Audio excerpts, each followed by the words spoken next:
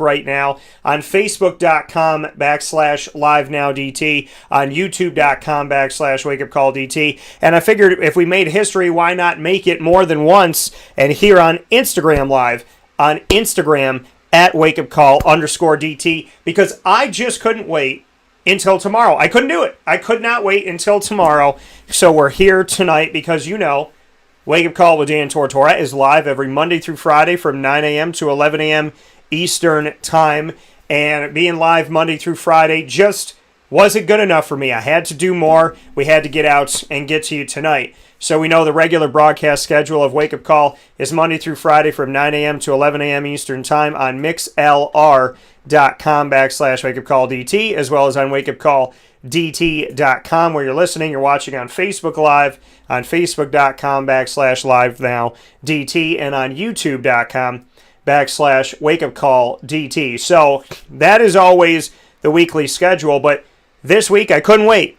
So after Syracuse won on Friday, we went on the air Saturday morning, and here we are to be on the interview Sunday evening. So just couldn't hold back, and very happy to have you here. So thank you so much for tuning in, to everybody that is watching and listening. Big ups to everybody. Hope you're all doing well, and very proud to have you all here. So weigh in, talk with us. Let me know what you're thinking, what's going through your minds. Very, very excited to see Syracuse moving on to the Sweet 16. This is my hometown. So, and thank you so much to Alan, who said, great game, now a great broadcast. So very much appreciate this. We got a lot to talk about with Syracuse making it to the Sweet 16 this season. So, and what a season it has been. So letting everybody get in here on Instagram at WakeUpCall_DT, as well as everybody on Facebook Live on Facebook.com/LiveNowDT, and on YouTube.com/WakeUpCallDT. So however you're connecting with the show, thank you so much for tuning in. Thank you for being a part of it. Thanks for being here with us and having some fun with us on Wake Up Call with Dan Tortora. It is truly an honor and a privilege to be able to do what I love and love what I do, and be able to share this with everybody. So thank you all so much. Welcome to the broadcast. Like I said, we got a jam-packed week filled with awesome guests this week. So I thought to myself, I could wait until tomorrow morning to talk with everybody, but I don't really want to. So here we are at night, a little bit before 9 p.m. Eastern Time, and a little bit before 6 p.m. Eastern Time on the West Coast. So however you're tuning into the show, and wherever you're tuning in, thank you so much for being a part of it. Lot to unpack with Syracuse, who is on to the Sweet 16. If you're on Facebook, YouTube, or on Instagram, write your thoughts. I would love to hear what everybody's thinking here. So Enrique A. Cruz Jr. has got a picture of an orange out here for us. So this is how the game went for those of you who didn't see it. Maybe you missed a part of it. Maybe you just want to be updated, or maybe you want to relive it again. So this is how it went. Buddy, I have said over and over and over again this season, Buddy has been the fire starter, right? He's been the guy who has been starting them off in the first half, starting them off in the second half, making the shot offensively. Well, he did it again in this game. The fire starter comes out in the game. A three-pointer to start the game is the first points by either team in this matchup against West Virginia, the old Big East matchup. Syracuse coming in with a 32-16 record over West Virginia, and Jim Boeheim being 5-1 in the 6 games against Bob Huggins, coming into the game as the West Virginia head coach, and Boeheim on the Syracuse side, obviously 45 years as the head coach there. Buddy gets the first points for either side. Syracuse goes up 3-0 within the first minute, 19:01 mark of the game. Joe Girard, who's been relatively quiet these last few games, he did have 12 the last game, but had a great stat line, 6 rebounds in the last game, the round of 64 win over 6-seeded San Diego State. Syracuse is, of course, an 11 seed, and when they defeated San Diego State, great to see what Joe Girard III did in that game. 12 points, 6 rebounds, 7 assists in the matchup. Great stat line for him, I thought. And so he followed with a 3 at the 17:59 mark to make it 6-0 Syracuse. We got a question coming in here, and like I said, load your questions up and send them off to us. Would definitely appreciate seeing your questions here. And I'm realizing here that we have to actually open this up to everybody on Facebook. So I know you're trying to watch here on Facebook, and we have to make this a public opportunity here on Facebook. So here we go. So now it is public. So now you can listen to it, which is a great thing. Here you can listen and respond. So I appreciate y'all for joining us in here and giving us your thoughts. And so you can get to us on Facebook as well as on YouTube and on Instagram to share what you have to say here. So thank you so much for joining the show and being a part of it on Wake Up Call with Dan Tortora. So very much appreciate you being here, hanging out where sports meets that thing called life on Wake Up Call with Dan Tortora. We're getting a message coming in here. Thoughts on Alan Griffin's role? Well, Griff is, after the game, Jim Boeheim said he obviously has to provide more help offensively, and I agree with that. He definitely has to, defensively, he said that. He said, Jim Boeheim after the game said he wants to see Alan Griffin do more on the defensive side of the ball. We know he can block shots. He obviously blocked 7 shots in one game this season. So it would be great to see him do more of that. Jim just brought up the fact that he wants to see more defense. He wants to see more of that out of Alan Griffin. So we got to ask the question about Alan Griffin here. And I would tell you that, he's got to do more on the defensive side of the ball. I mean, he didn't score any points in the last game. He only attempted a few shots in the last game and really had nothing going. In this game, we didn't see much from Alan Griffin either. And so we actually, to go back and take a look at his stat line, Alan Griffin in this matchup played in 11 minutes, 3 points in 11 minutes, 1 for 4 from the field. He made his three-pointer, had 2 assists, no blocks, no turnovers, no steals, no rebounds in the game. He's obviously got to contribute more. He's been very quiet. I said maybe he needed a wake-up call, and maybe this will serve as a wake-up call for Alan Griffin. I hope so.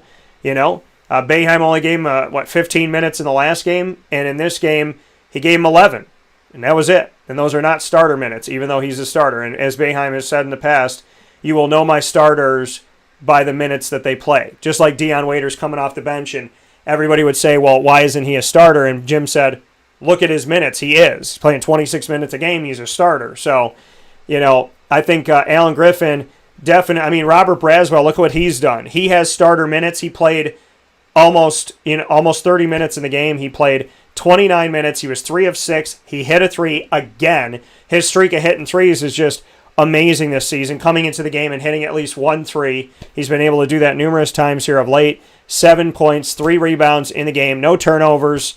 And like I said, 3 of 6 from the field, hit his 3, in 29 minutes, gave something to the team. Jesse Edwards got out there. He didn't do much. He had 1 rebound in 7 minutes. Kadari Richmond had 4 points in 14 minutes, 2 of 2 from the field, 2 assists, 1 steal, 1 turnover in the game for Kadari Richmond. So I would say, to answer the question we got here on Instagram about Alan Griffin, I would echo what Boeheim says. He's going to have to do things defensively. When he was scoring, Boeheim wanted to see him do things defensively. Now that he's not scoring, Boeheim wants to see him. Jordan wrote in and said, let's go Rutgers versus Houston, up 10 now. I think with Buddy back and healthy, we will win this matchup if we get the chance to play them again.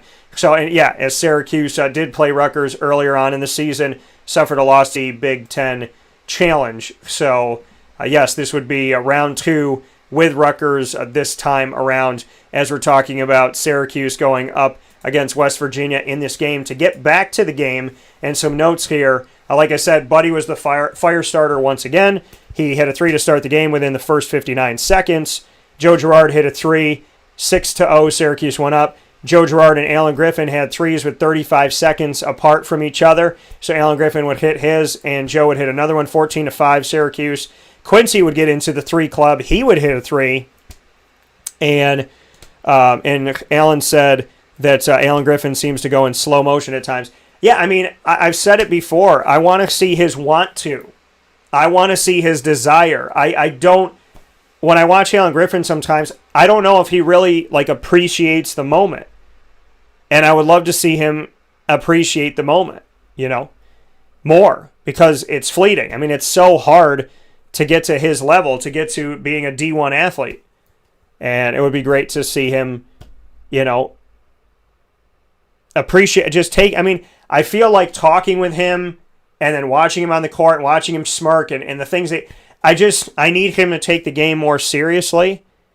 And I want to see Alan Griffin just really appreciate the moment. That's what I want. I really want to see that. So Quincy Guerrier joins the 3 club for Syracuse early on. Buddy hit a 3, Joe hit a couple, and then we saw Allen hit one, and then Quincy hit one, and that put us in a situation where Syracuse is up 17-8. Picky Chu said, Houston versus Rutgers, far from over, but eager to see who our dance partner will be Saturday. I love that you said dance partner. I think that's really cool. Appreciate that. The first 5 field goals made by Syracuse in this game were from beyond the arc. First 5 field goals made by Syracuse against West Virginia were from 3-point range. So that's something to be noted here as Syracuse has stayed hot from 3. They'd struggle from it during the season at times, but first 5 field goals in this game beyond the arc. Marek Dolezaj's first field goal of this game came at 11:14 left in the first half. It was a layup.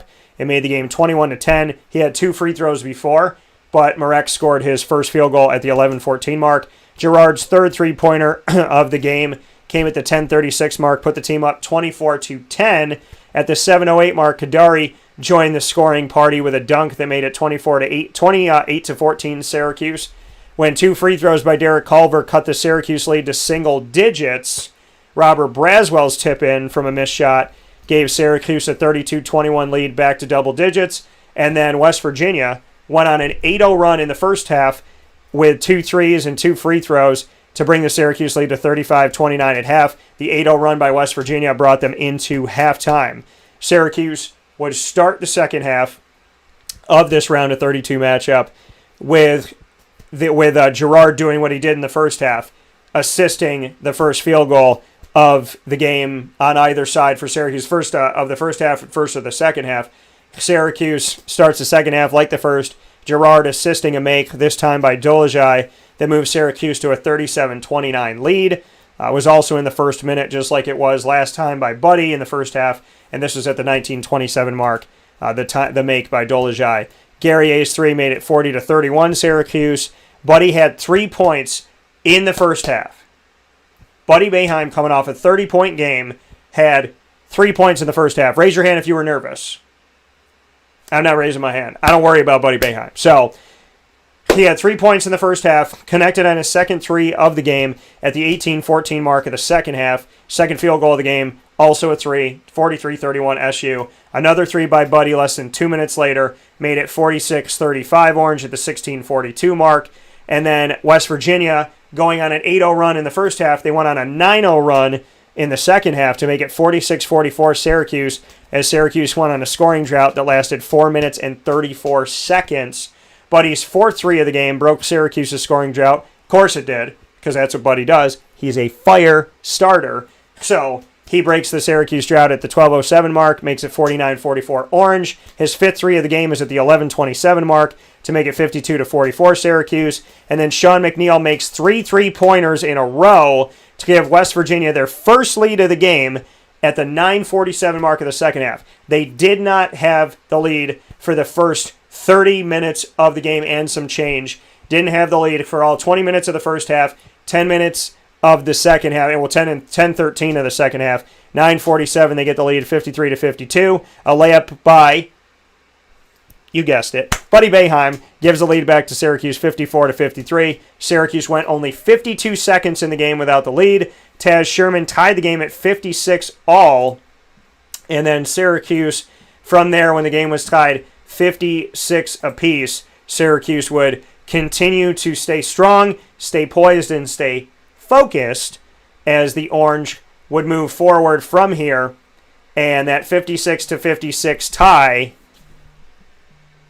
that 56-56 tie by Taz Sherman would turn into Syracuse. From there in the second half, they would put themselves in a position where they would retake the lead by Marek Dolezaj hitting 2 free throws at the 6:23 mark to make it 58-56.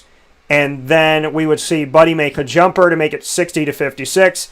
Miles McBride, who had such a huge game a game ago against 14-seeded Morehead State, we know that Buddy had 30 points in 34 minutes. Miles McBride of West Virginia, in their first game in the round of 64, he had 30 points in 36 minutes. He hit a three to make it 60-59 Orange at the 5:10 mark. Buddy would hit a three to answer to make it 63-59 Syracuse. Marek would have a tip shot off of a miss by Buddy, 65-59 Orange. Braz would do what he does, which was hit them threes beyond the arc. Love this play. And, the assist by Kadari Richmond. The ball movement was great by Syracuse, especially on this play. See the ball come into Kadari, who dribbled down the baseline, could have went up for the shot. Instead, he bounces it on the baseline to the corner for Robert Braswell to cash in from the left side for a three that made it 68-59 Syracuse with 3:17 to go.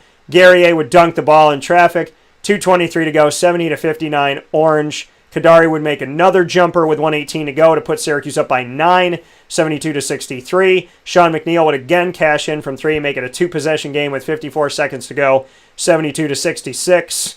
And from there, Buddy would make a couple free throws, and then that's how the game would end for Syracuse. After the jumper by Kadari, it was Buddy making 3 of 4 free throws to get it to 75-72. And Miles McBride would turn the ball over at the end of the game, and West Virginia would run out of time with 2 seconds left on the clock as Syracuse pulls this away, winning the game 75-72 as the 11 seed over the 3 seed after defeating the 6 seed a round before. Syracuse going to work once again, making it happen, and how sweet it is for the Syracuse Orange, ripe for the postseason, and getting it done as the Orange move on, and Syracuse will face the winner of Rutgers and Houston. And as someone alluded to before, if Syracuse was to play Rutgers, it would be a rematch of a game earlier this season in the ACC Big Ten Challenge, one of the few non-conference games that Syracuse had, that anybody had this season, and if they even played them. So Rutgers right now is up 56-49 at the time we're talking, with 5 minutes and 9 seconds left to go in the game. Number 2, Houston, and number 10, Rutgers. If Rutgers is to advance, it'll be a 10 versus an 11 seed for the hopes of advancing to the Elite Eight, where I think either team will meet Loyola Chicago, because, as I told you before, Sister Jean's amazing, and I'm going with Sister Jean. So, excited for the Ramblers. They defeated number 1 seeded Illinois, so shout out to Loyola Chicago. And, the really cool thing about the brackets is that we're in a place right now where, these brackets are busted all over the place. I love it, though. I think it's really fun because I love seeing, what these... I love seeing the tournament be special. So, we've seen 13 seed Ohio move forward. We have seen number 13 seeded North Texas move forward, which is great. And we have also seen, Oral Roberts, 15 seed, move forward, which Boeheim said their 2 guards, could be arguably, just as good as anybody here, which is great. Shout out to Eddie, who said, yeah, Dan, appreciate you, brother. So 11 seeded Syracuse is moving on. 8 seeded Loyola Chicago is moving on. Abilene Christian, a 14 seed, is moving on. 10-seeded Maryland, who had 13 losses this season, is moving on. So, this bracket has become an incredible, incredible thing, and I'm really, really excited to see what is going to happen from here. This has been a fantastic road to where we are right now. Shout out to the teams that won today. Villanova still has to play, but we know that Arkansas is on to the Sweet 16, a 3 seed in the South bracket. Baylor, the 1 seed, has moved on as well. So a shout out to them. And we will obviously see who goes on from here. Villanova has North Texas going on right now. So we're still awaiting to see what's going to happen with that. Shout out to Loyola Chicago, like I stated before. We still have to see Oregon State and Oklahoma State play each other, who I both had in this round. Syracuse, shout out to them moving on.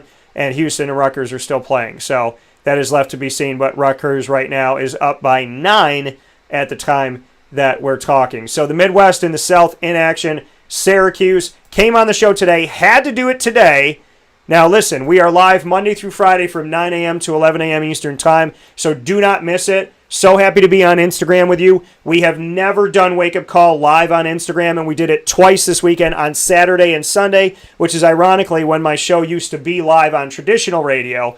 So it's kind of a homage to that, kind of a salute to my time back when I was on traditional radio on Saturdays and Sundays. But Wake Up Call normal schedule is Monday through Friday from 9 a.m. to 11 a.m. Eastern Time on mixlr.com/wakeupcalldt where you listen, wakeupcalldt.com where you can listen to the MixLR feed, and on Facebook Live where we are right now, facebook.com/livenowdt, youtube.com/wakeupcalldt, and we had some fun this weekend. I'm sure we'll do it again soon on Instagram at wakeupcall_DT. So I brought you through the game, gave you a bunch of the pointers of the game, let you know how the game went. So kind of gave you a crash course in the road from Syracuse through the round of 32 to the Sweet 16, winning by 3 over old Big East rival West Virginia. Syracuse is now 6-1 against West Virginia in the last 7.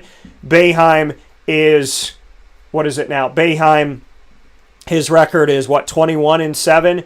Now in the last 28 games against West Virginia. So, and Syracuse is 33-16 all-time against West Virginia after this win. So a lot of great news and a lot of great stuff coming up here for the Syracuse Orange. And to just go back here really quick, and notables on Syracuse and what they were able to do in this victory over West Virginia. First and foremost, Syracuse has now defeated West Virginia on the field and the court in football and basketball. So I guess the trash talking of West Virginia, I guess trash talking makes sense because, you know, West Virginia's bracket got thrown out and it belongs in the trash. So I guess it makes sense if it's trash talking because it is trash. It's a crumbled bracket talking, I guess. So that's why I don't talk trash. I just watch the game and see what happens. So Syracuse, I said, they had to have a game where everybody was on. We haven't seen that from Syracuse really at all this season. And even though Alan Griffin wasn't on, we saw 4 out of 5 starters in double figures. I said West Virginia came into this game having 4 of 5 starters. McBride had 11 after having 30 points against Morehead State. Matthews Jr. had 14. And off the bench, Sherman, who tied the game at 56 in the second half, he had 11 for the West Virginia Mountaineers. Syracuse got 11 off their bench, and West Virginia got 13 off their bench. Team stat-wise, to take a look at those numbers, Syracuse shot 51% from the field to 37.1% for West Virginia. Syracuse is 14 of 31 from 3, almost 50%, and West Virginia was 11 of 26.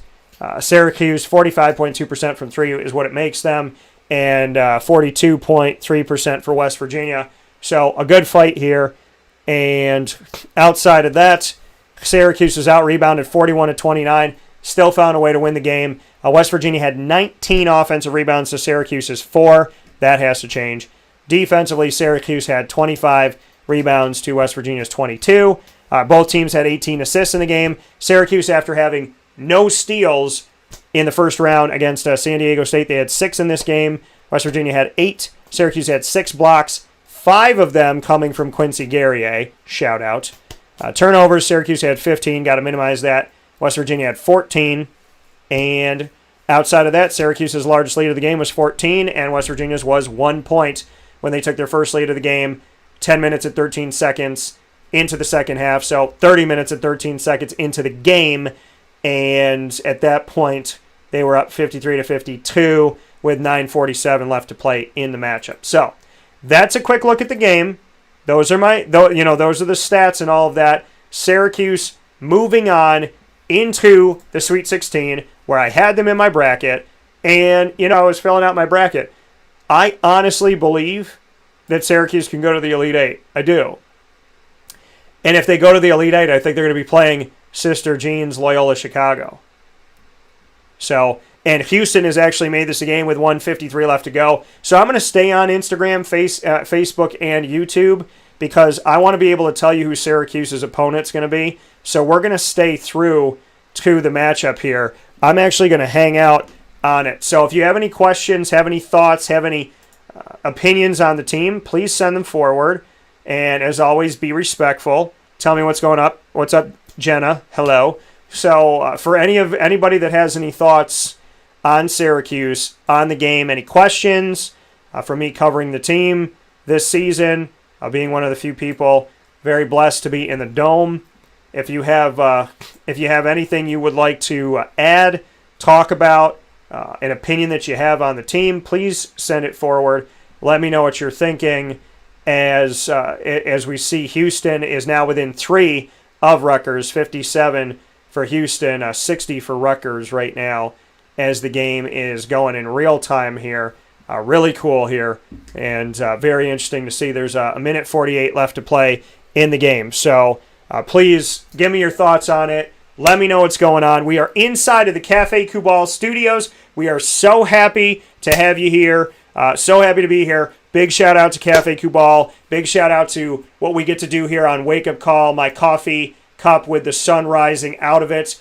This vision of mine could never have happened without John Granquist, one of my nearest and dearest friends, close friends from college from back in 2003 to now. So to you, John, I love you. Thank you for everything.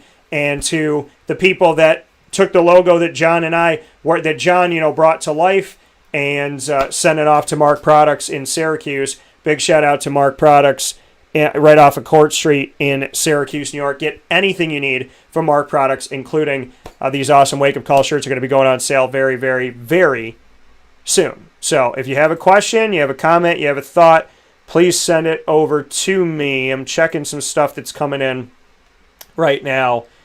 And so people are already checking on the time of when Syracuse plays next week. And I will get that to you when that gets set here as we're taking a look at what's going on. So I might be able to give that to you now. No, it's actually to be determined still. So I will give that to you in a second here. And everybody's getting excited. Greg said, Sweet 16, baby. We still dancing. Joe M. said, my picture of the Dome. He liked the picture of the Dome because I had a picture of the old Dome with the sun setting, and it's all orange, which I thought was pretty cool. The score is still 60-57. Houston, I'm not leaving your side until we know who Syracuse is going to play. So questions, thoughts, comments. We went over the game. I gave you a rundown of all the notable things, my kind of bullet points of the first half, bullet points of the second half. For those of you that watched the game, I gave you a little, synopsis. And for those of you that missed the game, I hopefully helped you to live in that world where you could envision it through hearing it and talking about it. So that's what we did to start things off. Robert Braswell is playing incredible basketball right now. Great off the bench. Kadari is giving help. He's giving points. He's giving assists. He's doing things. Like I said, Joe Girard, his stat line was exactly the same in Game 1 and Game 2 of the tournament. 11-seed Syracuse against 6-seeded San Diego State. Girard had 12 points, 6 rebounds, 7 assists. In this game against 3-seeded West Virginia, he had 12 points, 7 assists, and 6 rebounds. So he did it again. He did 12, 7, 6 again from the exact same place, which is... And... Alan said, I heard campus is going crazy. I'm sure they are. Hopefully they're socially distanced, Alan. Hopefully they're paying attention to the rules and doing the right thing. And we're seeing here that Houston just went 1 of 2 from the charity stripe. Keep in mind, I cover Houston inside of the American Athletic Conference. So I have watched Houston. I've actually interviewed Houston during their conference tournament, the American Athletic Conference this year. So Quentin Grimes just went 1 of 2 at the charity stripe, which means it's 60-58 Houston Cougars. They have come back. They were down, and this game was looking like it could be in not the greatest place.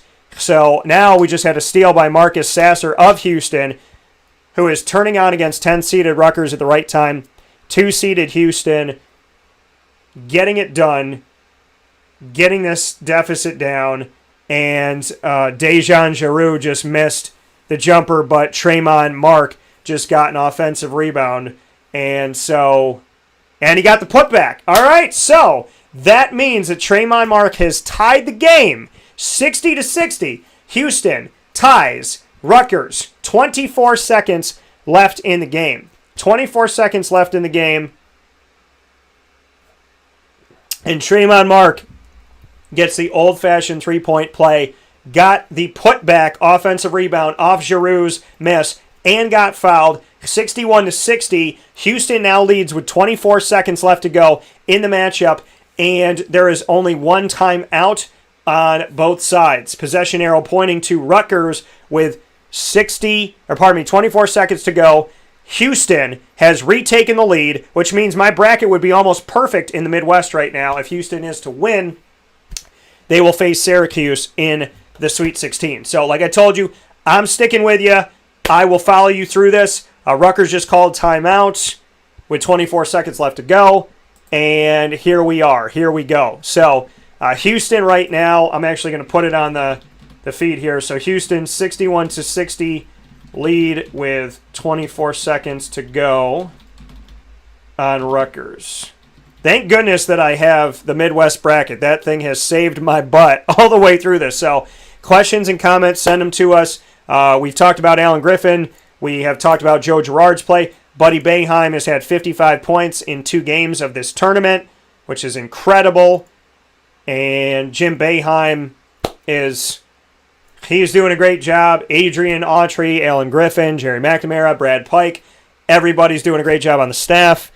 And Picky Chew said, who would you rather see Syracuse match up with next?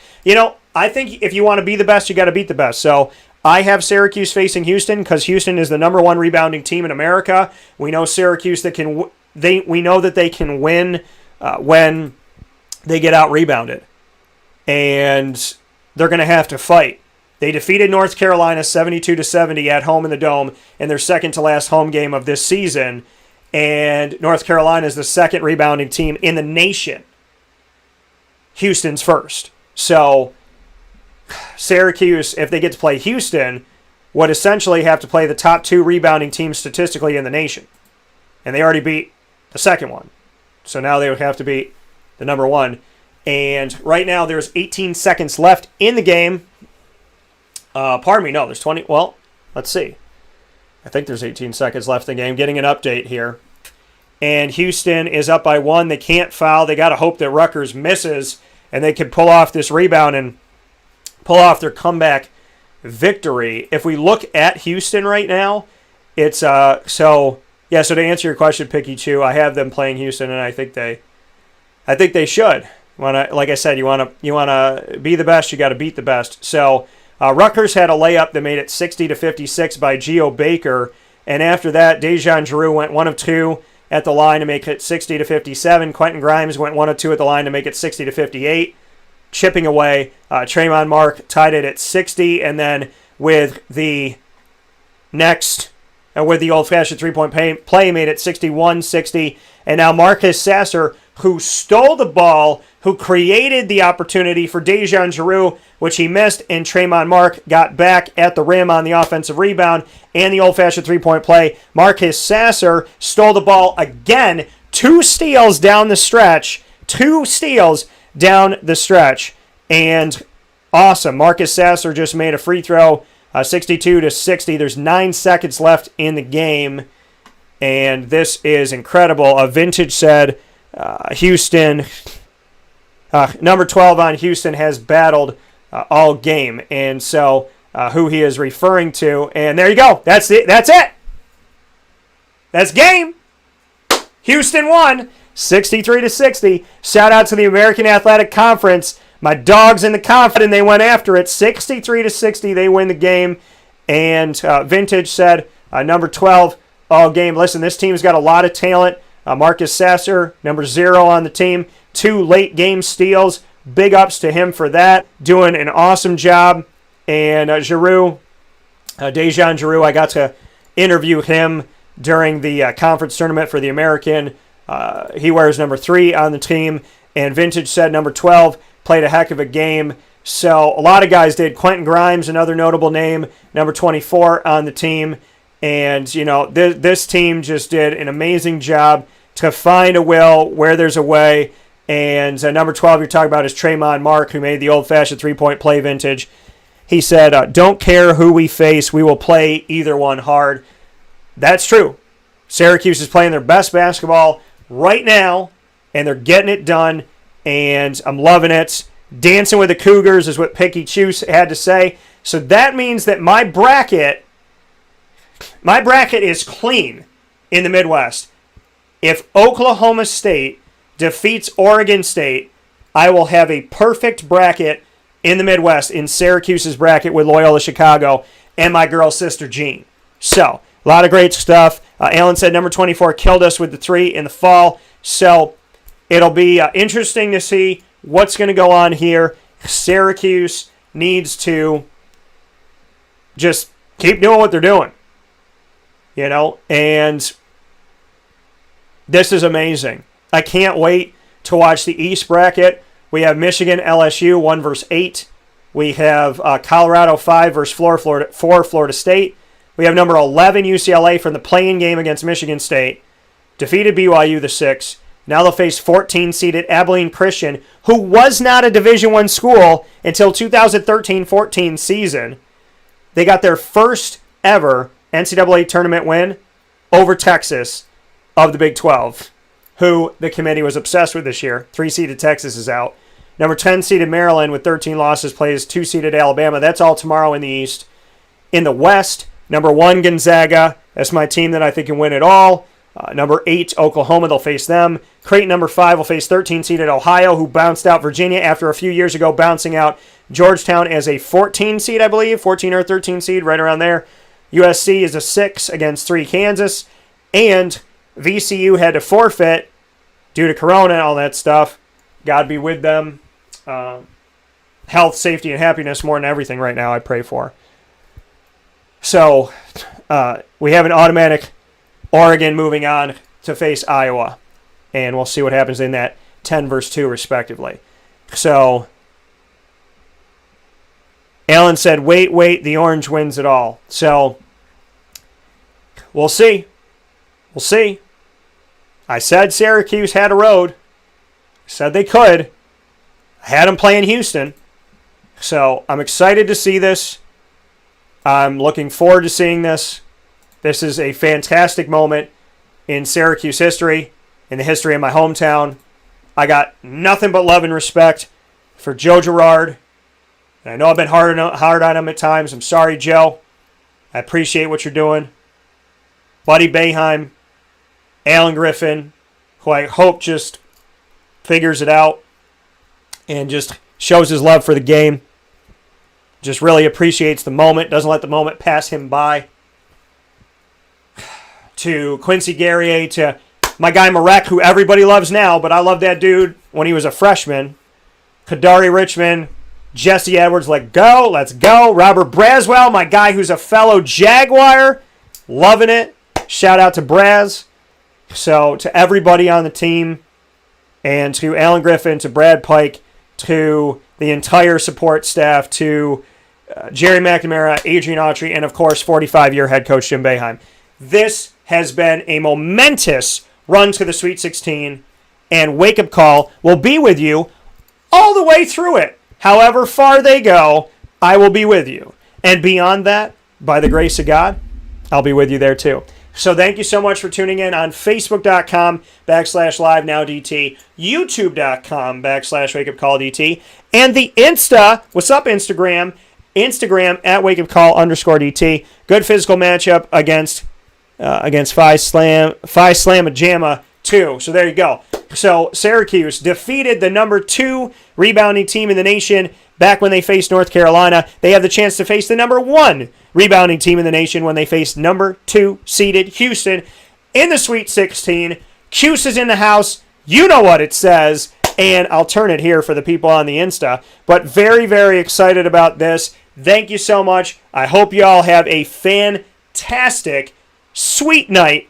Because the Orange, they dancing. Hey, hey, hey, hey. Get a little bit of that. So enjoy it. Have fun, and I will be with you. I'll see you, and you'll hear me Monday morning and Monday through Friday, as always, 9 a.m. to 11 a.m. Eastern Time on our normal schedule. I had to give you a Saturday and a Sunday bonus, so I went 7 days straight, and now with these 5, I'm going to go 12 straight because that's what Wake Up Call does. Under promise, over deliver. Cafe Kubal Studios, big shout out to all of our wonderful, wonderful companies here in Central and Upstate New York that help to make what I do even more special, working with good people. Cafe Kubal, Carvel DeWitt, Wildcat Sports Pub, Avicoles. Use the promo code on myavicoles.com. That's myavicollis.com. Use that promo code at checkout. AVS10, that's AVS10 for 10% off. Canine Camp, Dog Daycare, Chick-fil-A Cicero, Honda City of Liverpool, Pizza Man, Canine Campground Dog Boarding, the Millhouse Market, worth the drive every time, and Ma and Pa's Kettle Corn and Popcorn Factory. I told y'all to get your popcorn ready. Did you listen? Did you listen? That's what I want to know. Escucha. Okay? DT20, maandpaspopcorn.com. Go to the site, whether you're doing in-store pickup or delivery to any one of the 50 states, go to maandpaspopcorn.com. Use my promo code DT20 and get your popcorn ready for the Sweet 16, folks. And get that kettle corn because it's got that sweetness, a little savory, perfect for the Sweet 16. DT20 at checkout at maandpaspopcorn.com. That's DT20. And, of course, you can find our shows on our archives on YouTube, as well as on Stitcher, Spotify, MixLR, iHeartRadio, iTunes and Apple Podcasts, Podbean, and TuneIn. And I hope you tune in every Monday through Friday from 9 a.m. to 11 a.m. Eastern Time. As always, find us on Facebook at Wake Up Call DT, Twitter at Call DT, and Instagram right here at Wake Up Call _DT. I'll talk with you all soon. Make sure you go back and watch my conversations with Buddy Boeheim, which are timeless here in the tournament, as well as my conversation that has been carried all over the country, apparently. Sports Illustrated's had it. It was quoted today during the game. My mom sent that over to me or told me that. And so, once again, Wake Up Call with Dan Tortora does what we can to help put food on our table and apparently, help out some other people too. So, I do the best I can with everything I can. Nobody will ever hold me down. And as Gandhi said, you can chain down my body, but you can't chain down my spirit. So go watch my conversation with Jim Boeheim. Watch the couple that I had with Buddy Boeheim. And just know that by the grace of God, I will be here doing everything that I can do. And whether or not I get credit for it, I got it from the big guy. And that's all that matters. So I'll talk to you soon. Have a great day. And as always, as we end the broadcast here from the Cafe Kubal Studios, God bless, no stress, do your best. I'll talk to you soon. Be good.